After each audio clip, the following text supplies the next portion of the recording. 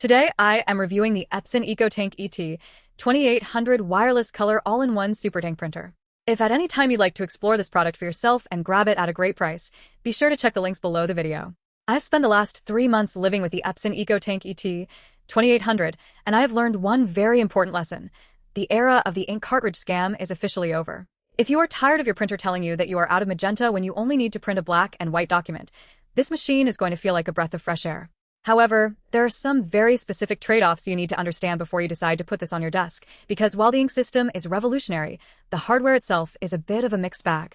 Let's start with the obvious elephant in the room, which is the ink system. The EcoTank design is the main reason anyone buys this printer. Instead of those tiny, overpriced plastic rectangles that hold a few milliliters of ink, you get 4 large reservoirs on the front of the printer. Filling them is surprisingly satisfying. You get these bottles, you flip them over, and they click into a keyed nozzle.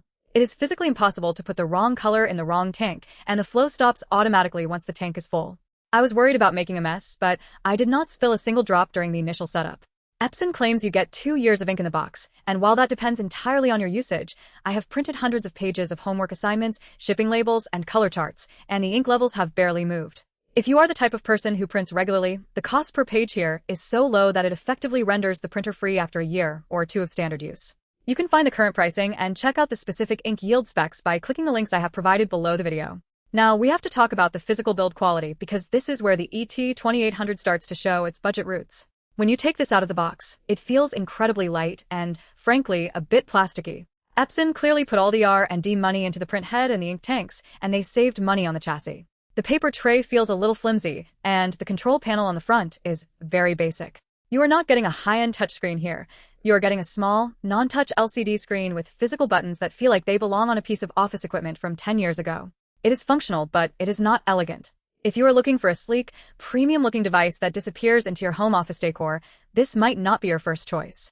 It is bulky, it is white, and it looks exactly like what it is, a workhorse. Connectivity is another area where I have some mixed feelings. Setting it up on my home Wi-Fi network was generally straightforward using the Epson Smart Panel app, but I did run into a few moments where the printer would lose its connection and require a power cycle to wake up. Once it is connected, printing from a phone or a tablet is seamless. I found myself printing documents directly from my smartphone while sitting on the couch, which is a massive convenience compared to the old days of having to email a file to a computer just to print it. If you are someone who does everything from a mobile device, the software experience is actually quite good, even if the printer's internal firmware feels a little sluggish at times. Let's talk about print quality because this is the most important part. If you are expecting high-end, gallery-quality photo prints, you need to temper your expectations. This is not a photo printer. It is an all-in-one document printer. The text is sharp, black, and very easy to read. It works perfectly for reports, essays, and forms. When it comes to color graphics, it does a respectable job for school projects or flyers. However, if you try to print high-resolution photographs on glossy paper, you'll notice that the colors are a bit muted compared to a dedicated 6-color photo printer. There is a slight graininess if you look closely. For the average home user who wants to print a photo for a frame or a project for a kid, it is more than good enough.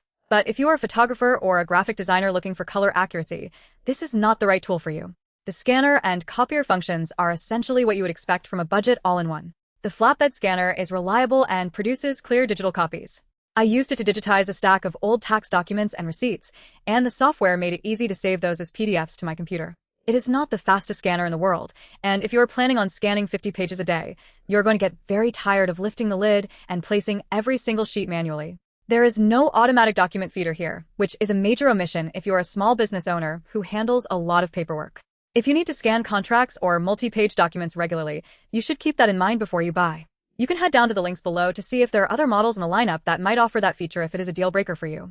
One of the biggest frustrations I encountered was the paper handling. The rear feed tray is fine for standard paper, but it is not like thick cardstock. If you are trying to print custom invitations or heavy-duty labels, you might run into some jams. The printer is designed for standard office paper, and it is happiest when you stick to that. I also noticed that the print speed is not exactly blistering. It is perfectly adequate for a home environment. But if you are in a rush and you have a 40-page document to print, you're going to be standing there for a while. It is a slow and steady machine, not a high-speed office laser printer. Who is this printer actually for? I think it is the perfect fit for families with kids in school, college students, or anyone who works from home and needs to print documents regularly without paying a subscription fee or worrying about ink costs. If you are a casual user who prints 3 pages a year, this is probably overkill, and you might be better off just going to a local print shop. But if you're someone who gets annoyed every time your printer stops working because a cartridge is dry, the EcoTank system is a godsend. It changes the psychology of printing. Instead of thinking about how much each page costs, you just hit print and walk away. That freedom is worth a lot. I also want to touch on the sustainability aspect. Epson makes a big deal about the lack of cartridge waste, and for once, I think the marketing is actually accurate. I used to have a drawer full of empty plastic cartridges that I never knew how to recycle properly.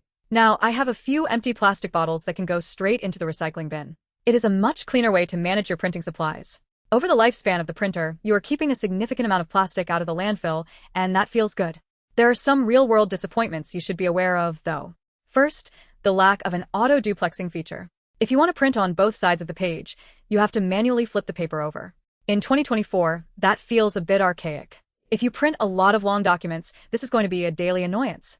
Second, the printer does not have an Ethernet port, so you are relying entirely on Wi-Fi.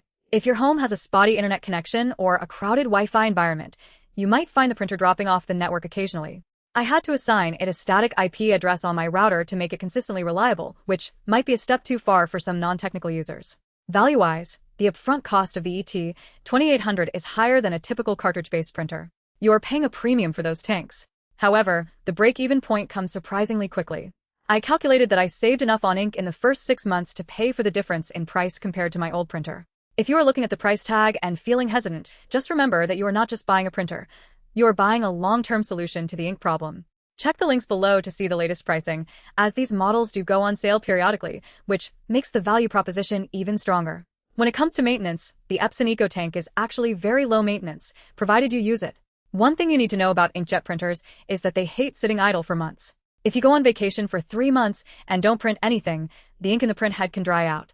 I make it a point to print at least one test page every 2 weeks just to keep the ink flowing. As long as you do that, the printer stays healthy. If you are the type of person who buys a printer and then forgets about it for half a year, you're going to run into clogs regardless of what brand you buy. In summary, the Epson EcoTank ET-2800 is a specialized tool. It is not the fastest, it is not the most feature-rich, and it is not the most premium-looking printer on the market. But it solves the single biggest problem with home printing, the cost and inconvenience of ink cartridges. If you can live with a slightly slower print speed, manual duplexing, and a budget-tier build quality, you will be rewarded with a printing experience that is incredibly cheap and stress-free. It is a practical, utilitarian device that does exactly what it claims to do. It is not going to win any design awards, and it is not going to impress your tech-savvy friends, but it will print your documents, it will scan your papers, and it will do so without holding your wallet hostage every few months. For most home users, that is exactly what matters. If you are interested in looking at the specs in more detail or seeing how it compares to other models in the range, remember to check out the links I have provided below the video. It is a solid, reliable, and honest machine, and after 3 months of use, I have no regrets about making the switch to the tank system.